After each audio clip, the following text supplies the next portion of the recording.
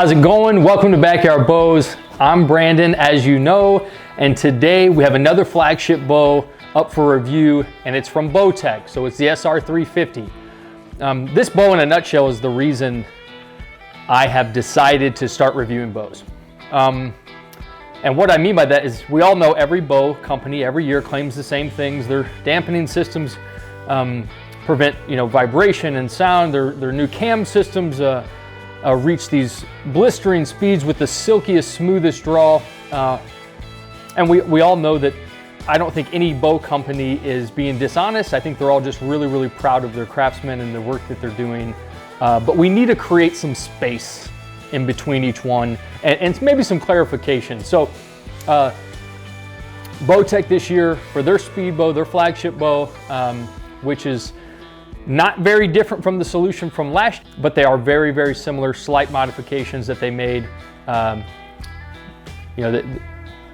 don't judge a bow company for not changing too much. It might not be enough to get me back into a bow shop, but if it works and it works well, then I don't think there's a ton of need to change a ton. So the risers are virtually the same. The cam systems are new, shaped different. Some of the technology that goes into them are the same, but they're a complete new cam. So let's go over the specs of this bow. We got about 4.5 pounds, so it's really nice and light. It's a 33-inch axle to axle. The riser is nice and short, but you got those vertical limbs that go up, which gives it that really long axle to axle. They're claiming 350 feet on the IBO speed test. Again, we'll see what it puts out with my 500 grain arrow here in a little bit. You can get it at 50, 60, and 70 pounds. Which they don't say it online, but it actually is more of instead of a 10 pound fluctuation, it's more of a 15 pound fluctuation.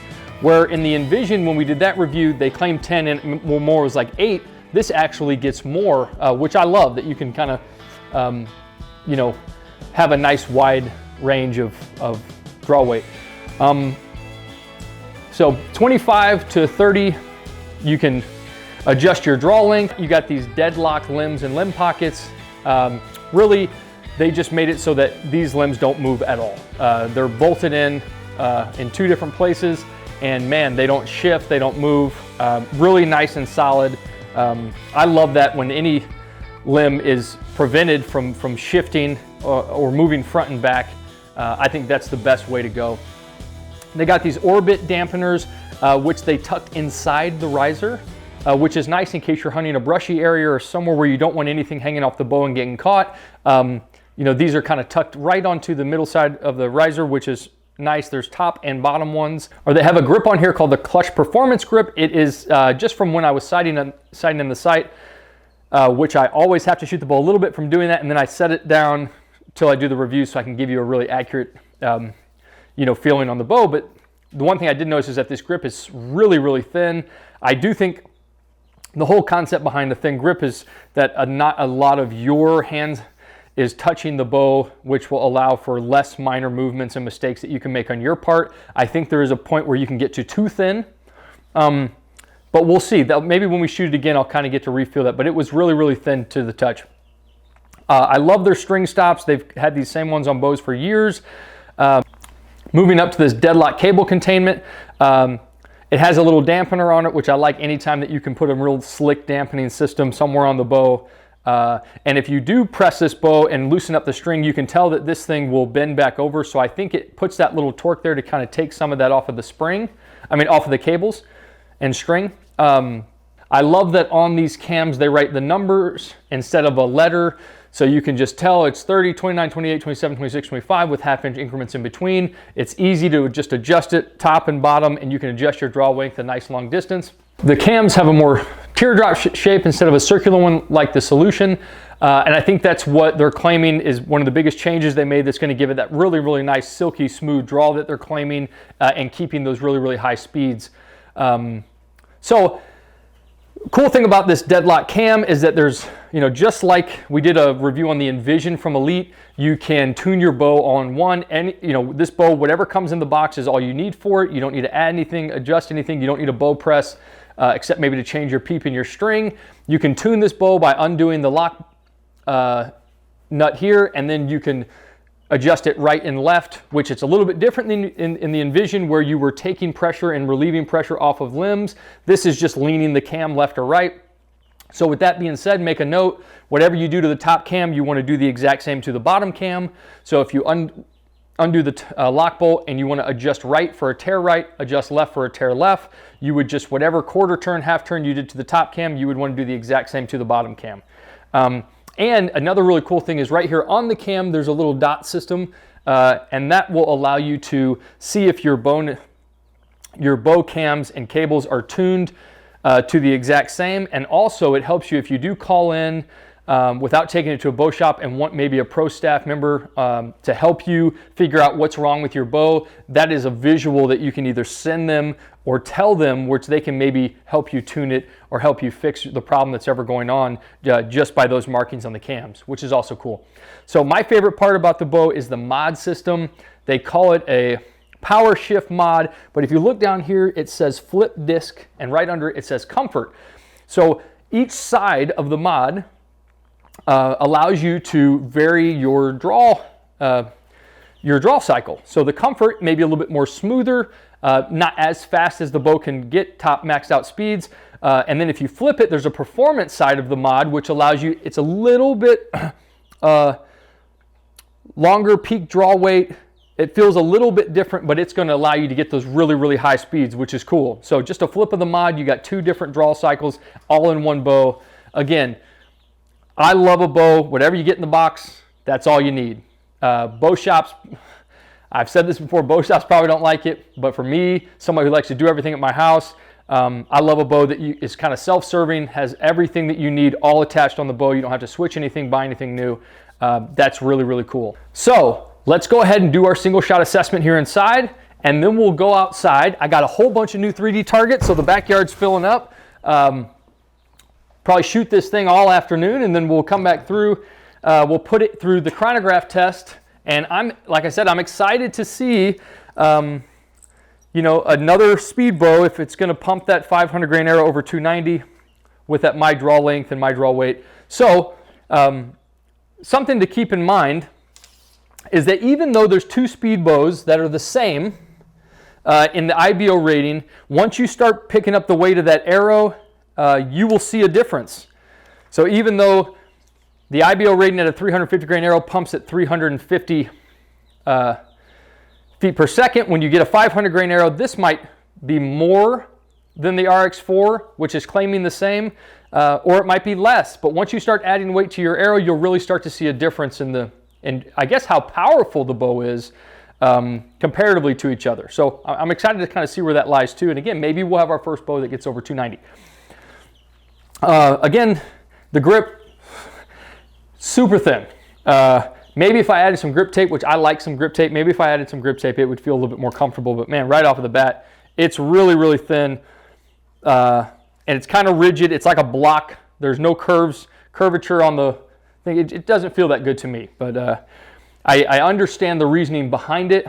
But I kind of like comfort. So let's go ahead. We'll draw a couple back. We'll let you know what we think, and then we'll get outside.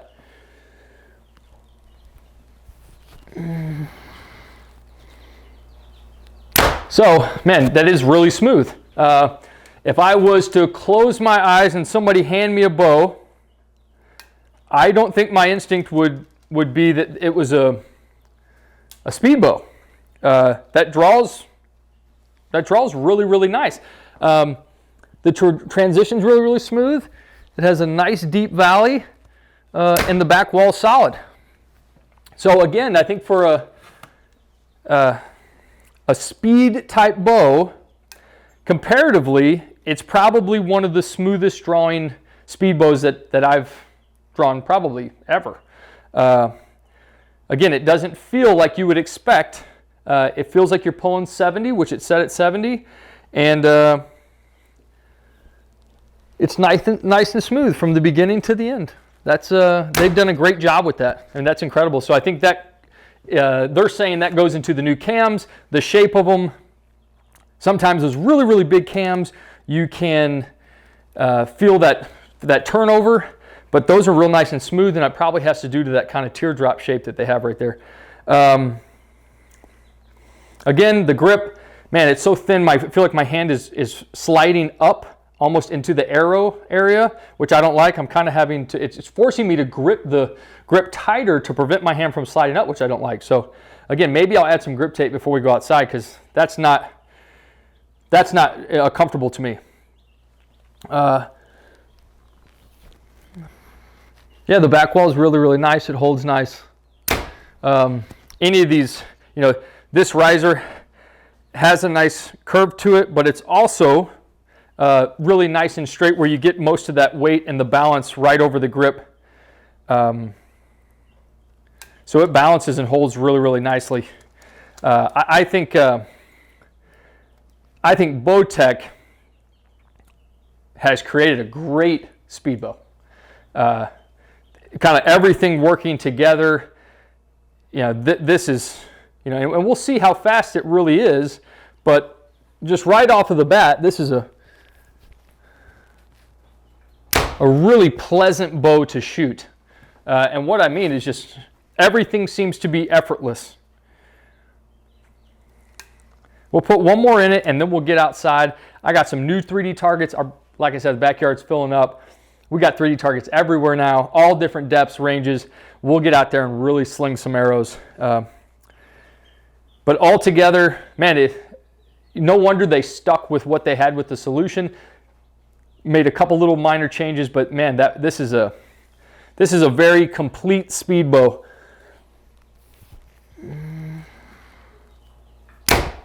Yeah, I like that a lot. Let's go have some fun. All right, so I realized that I gave you the single shot assessment inside on the comfort setting. So I flipped the disc over and we're gonna do some of this shooting out here from the performance setting. And I'll kind of let you know, the difference that I feel in between those two sides of that mod as we shoot, and kind of give you an assessment of both sides. Which I have yet to shoot the performance side, except for maybe once or twice.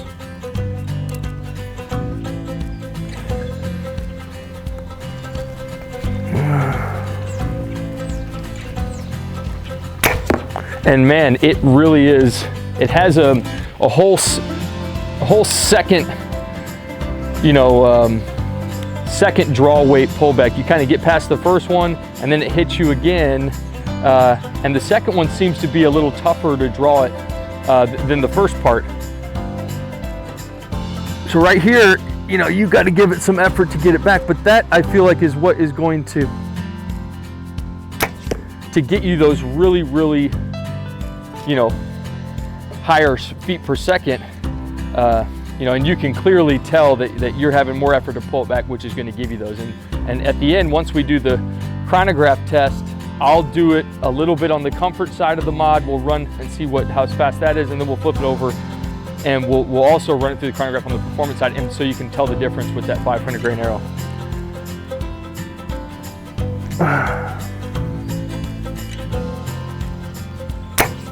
Right from the beginning,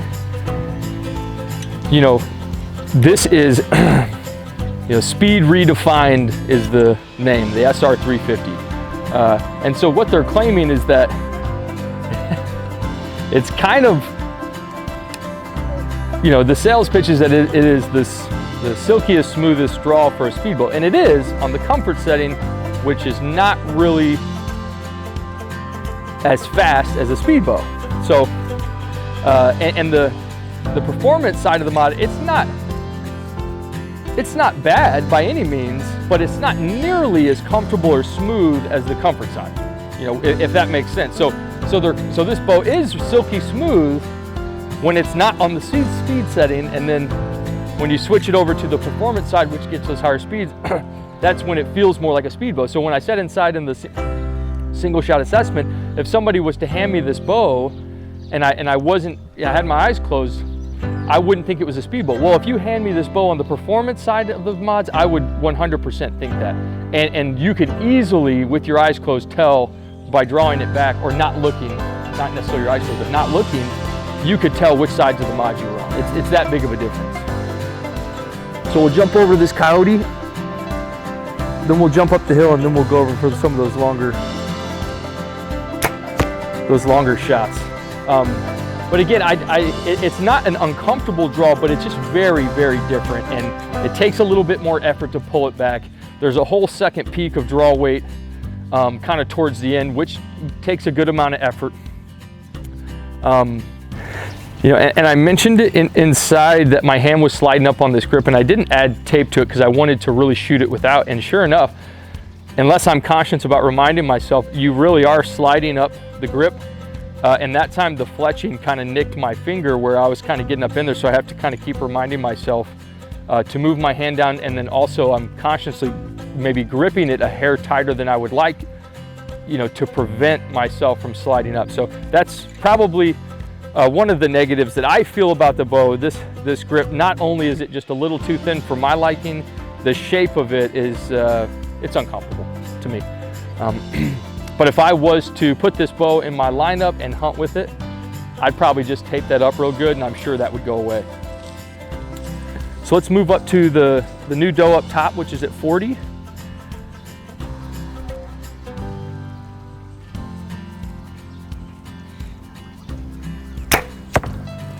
And man, I love the way this thing shoots though. And again, we all focus on the draw cycle. Something that always stands out to me that I really like is the shot cycle of some bows, and they vary, but this one is just really smooth. I love the way the arrows come off this thing. They're like darts. And this is on the performance side, so they're getting those higher speeds, but man, this is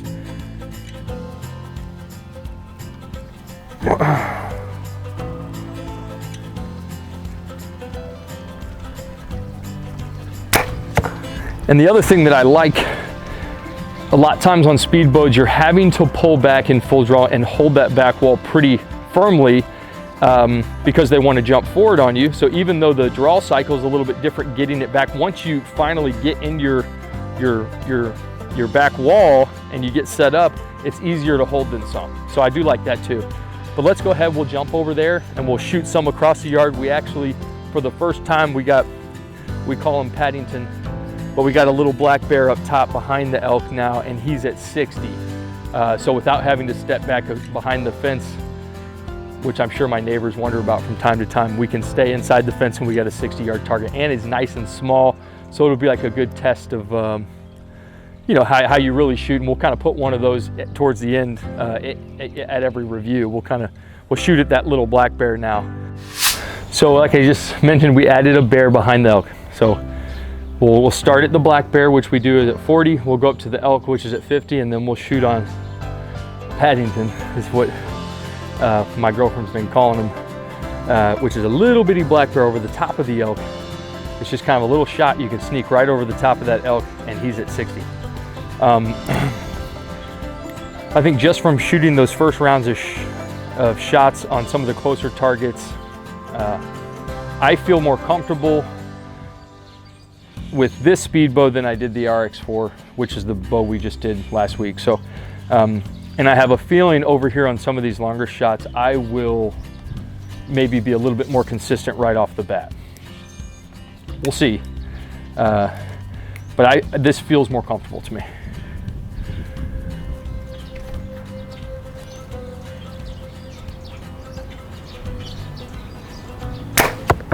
So, you know, I mentioned it in my last video. I do all of these reviews where I don't put a ton of arrows on these farther targets. So I really try to show you, the viewers, how you can just pick up a bow and how easy and comfortable it is to shoot right off of the bat.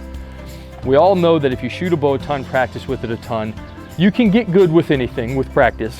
But these videos are to show you just kind of how easy and comfortable the bow is right from the beginning, you know, and just kind of gives you the most accurate depiction of I think what is the smoothest and most consistent bows. And this one, this bow, I think I've shot the best with this bow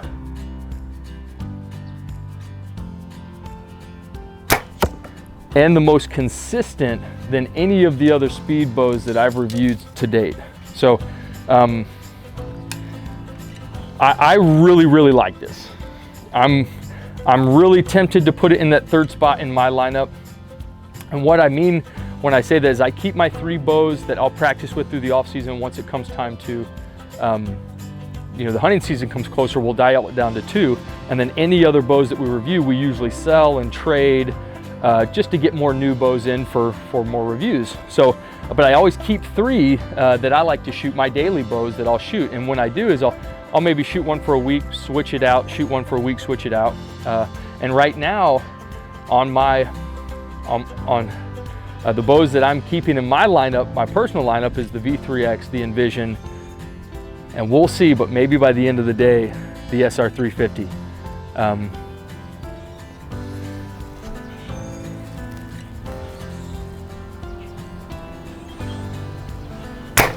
So the more I shoot it, the more the hold is noticeable to me. I really like the way it sets up and holds. It's a little bit different. I feel like the grip is a little bit lower on the bow and there's more to the top side of the bow. So you're kind of sitting under it, but I like the way it balances. And I think with this speed bow, particularly to others, I would be able to shoot longer ranges more consistent. And that's kind of what I'm getting. It seems to dial in really comfortably, and almost right from the beginning, you can really get those pens to settle down, which is nice.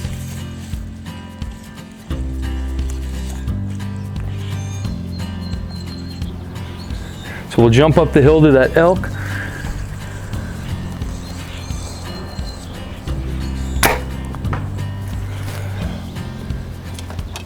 Put another one. Sometimes when the sun is like it is, I can't see. Maybe I need my glasses. But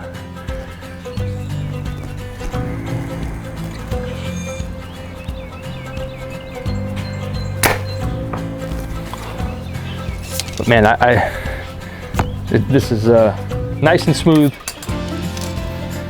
very, very effortless to shoot. I'm not gassed. And you saw me with the RX4, I was exerting so much energy into each shot that I was taking kind of breaks in between quiverfuls.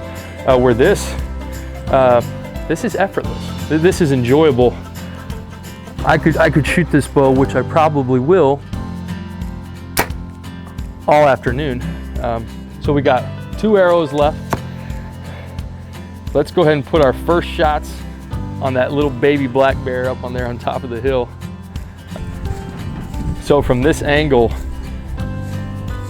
you can shoot right over the top of the elk, and you can sink one right over the top of him into that little black bear up there, and he's at 60. So these will be the first shots on film that we've put on this little guy up there.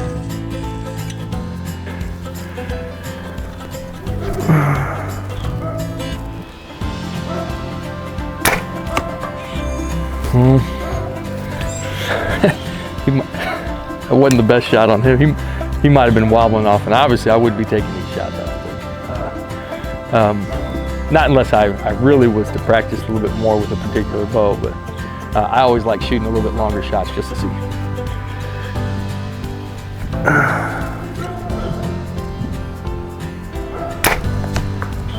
That's a little better. But okay, I'm gonna, like you guys know, I'm gonna spend the rest of the afternoon. We're gonna shoot this bow a whole bunch. I'll come back, we'll sit down tonight. I'll put some good thought into the grade that we're gonna put on this bow. It's going into my lineup for the time being. As always, that can vary as we get other bows in. You know, I might move some things around, but for the moment, this was extremely enjoyable to shoot. I love that it's effortless. And we'll come back in a little bit and we'll give you that grade. So we're gonna do things a little different with this bow. Since it has those mods that switch from comfort to performance, we're actually gonna do 2 speed tests. We'll first do it in comfort, and then I'll take the time to switch those mods over for the performance side, and then we'll do it again. So again, 29.5, 70-pound draw. We try to make everything the same. I set aside the same 500 grain arrow for all these tests. Again, this bow has the same IBO rating as the RX4 did, which is 350 feet per second. And I have a feeling, like I mentioned, we'll see a difference. You know, people would assume whatever weight you change, each bow would get the same feet per second. It might be less, but they'd be the same, and that's usually not correct. And we'll see here in a second. But let's go ahead and put some through here.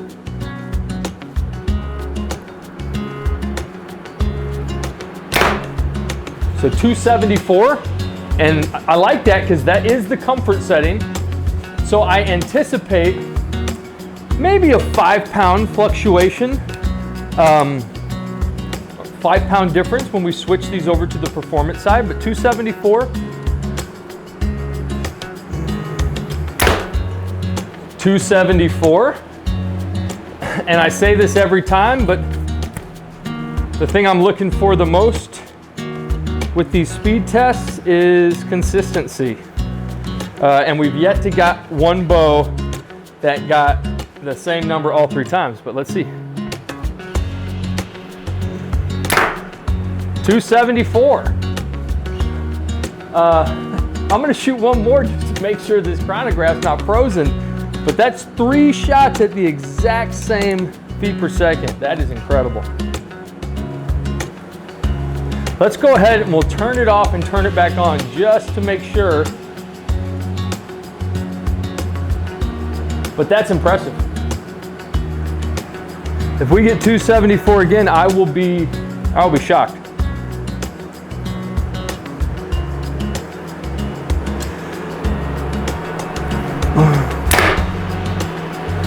So there's an error. Let me do it one more time.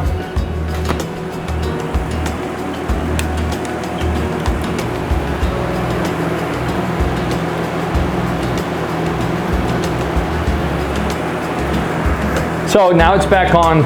I'm going to be shocked if we get 274 again. Well, let's put one last arrow through it just to make sure that this thing is reading correctly.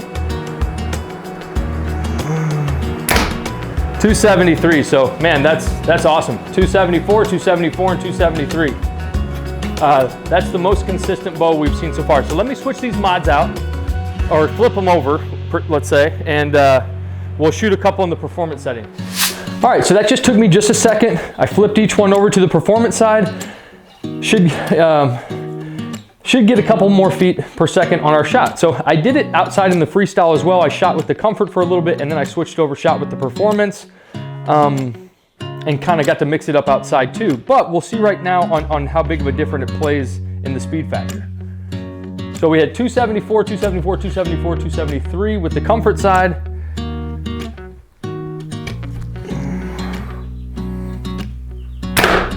280. So we gained about 6 feet per second. And I know I mentioned it outside, but you really, if somebody gave me the bow, didn't tell me what side of the mod it was on, and I drew it back, you would easily be able to tell which side. It's not a super different draw cycle, but it is there's a whole second wave. You kind of pull back when you hit the peak weight. You kind of got to pull again 3/4 of the way back, and a whole new effort to get it back to full draw. But it's still smooth. Just right there, it's just a little bit tough. So 282. Man, this is so again, the RX4 Turbo, it topped out at 288. So 2 bows with potentially the same IBO rating. Once you add that weight in the arrow, there is a difference on which bow I would say has more strength, is kind of how I think of it. But let's see if we can't get 282. So I love that 280, 282, and 282. Because I shot 4 times with the comfort side, I'm going to shoot 4 times with the performance side just to see. But man, this bow's consistency is wonderful. I love that it shoots at 2 different speeds for 2 different draw cycles. That's my favorite part about the bow. 282. So man, I haven't shot a more consistent bow yet. I'm going to take a little bit of time. We'll throw a grate together, and we'll get together back in just 1 second. So time for the grade. I love to put a number to these bows. The beginning of the videos, we really just want to be able to give you as much information as possible on each bow, maybe a little bit of clarification on some of the things that you're reading online, but just don't know quite what it is before you go into a bow shop and try to purchase. And then the grade on the end is just for me. I'm a numbers guy. I like to see where each bow falls on a number scale and how they compare to each other. So SR350, speed redefined, 350 IBO rating, feet per second rating. You know, their whole thing was a speed bow that had a silky smooth draw. And so we'll just start from the top, and we'll talk about that here in a second. We'll start from the top. Speed, it maxed out at 282 with my 500 grain arrow on the performance side. So this bow will shoot, you know, in between 280 and 290, so it gets the full 10 out of 10. The quality and durability. One thing that I notice and that I look for in my bows are these really big cam systems. This one in particular is really thin. I caught myself worried to even set it on the ground when I was outside. Any large cam, you know, I feel like they tend to lean, they can bend, they can get nicks in them. A large thin metal cam like this, I feel from my past experience, could potentially have problems especially with how you treat it. If you're rough with your equipment, like I can be at times, I have also a little 5-year-old running around that knocks stuff over. These will move and shift on you, okay? So the riser, nice and solid. I love the limb pockets, but the cams are something that worry me, so I gave it an 8 out of 10 for the durability. The appeal, I love the way this bow looks. The colors, the colors and the camos, nothing was really appealing to me, especially with the solid colors, which I usually like to go with. So I just went with, you know, some real tree camo. I like the way it looks. It's very simple. You know, Bowtech is pretty much stuck with a very basic look from the very beginning. I also gave it an 8 out of 10 for appeal. The tech that goes into this bow, again, whenever you can buy a bow and everything that comes with it in the box is all you need, for me, that's a 10 out of 10. The tech that goes into these cam systems, the tuning ability, everything, you know, a complete bow like this that is self-serving, 10 out of 10. You know, and then we have the performance, okay? And so I went back and forth with this. They're claiming it's a silky smooth draw on a speed bow. The comfort setting is silky smooth. The performance setting is not silky smooth by any means. There's not a huge difference, but there's a noticeable difference. And I don't have really too much to say negatively about the performance side, but it's not silky smooth. So for this, you know, so they're not lying. This bow will give you a silky smooth draw cycle, and it will, you know, reach some really top speeds, but not together. So with that, you know, that's something, and again, I just like to distinguish what's what for you, the viewers, so that you know what you're getting into. Other than that, so with that being said, personally, I always take everything into consideration for these grades. On a personal note, I enjoyed shooting this bow out there. Besides the grip, and again, the grip, I think once I tape it up, because I'm going to add this bow to my lineup, once I tape it up, I think I'll see a huge change in how I feel about that. But bare like this, I did not like the grip. It just wasn't for me, and that's the best part about what we're doing and how many bows are out there. You have a large selection to pick from, and one most likely will feel more comfortable all around to you than it does to me. For me, this grip was not for me. Really thin, just like a rectangular block on there, just didn't fit me right. But other than that, I enjoyed shooting this bow the best. I probably put somewhere around 200 arrows through this from this early morning to the evening right before I came in here and doing the final grading. So I loved, you know, I switched it from the performance outside to the comfort. I loved both of them, but man, in the comfort setting, those speeds are good enough for me. That's how I would hunt and shoot with this bow, not just for 3D target. I would hunt on the comfort module side, and I shot the most accurate with it. And again, when I do those tests outside, I'm giving you the first shots 40 yards, 50 yards, 60 yards. I mean, the first shots I'm taking with this bow at those distances, besides me sighting it in, you know, those are my real first shots. So I love for you to see how I'm able to just pick up a bow and transition from one to the next and make small adjustments and be able to shoot a bow. And this one I shot the best with. From the first time I picked it up to the last time I picked it up, I was really accurate. I had nice tight groups, and it was enjoyable for me. Everything with this bow you do with ease. The draw cycle, holding it, everything, it's really comfortable. Once I get some tape on there, I think I'm gonna love it. So the performance, I gave it a 9 out of 10. If the grip was a little different, and I feel like they weren't trying to, I don't want to say scam you, but mislead you a little bit with the description of their, you know, what they're selling you, it might have got a 10 out of 10 for the performance to me. I loved shooting this bow, but I gave it a 9 out of 10. So 45 out of 50, $1,200, so it's right there in that competitive flagship bow range, $1,000 to $1,200. Anywhere between $1,000 and $1,500, we give it 2 extra points, so it got a 47, so a total rating of a 94 out of 100. I love this bow. It goes in the lineup. I cannot wait to continually see what Bowtech does. I think from the very first bow they came out with, they tried to be as innovative as possible, and man, they just keep trying. I think it's a fight within themselves. They keep trying to just kind of compete with themselves on what they can do, and the technology and innovativeness that they put into their bows. I love Bowtech as a company, and I love what they do. So this to me is a great speed bow, probably one of the best speed bows I've shot in the past couple years. I loved it.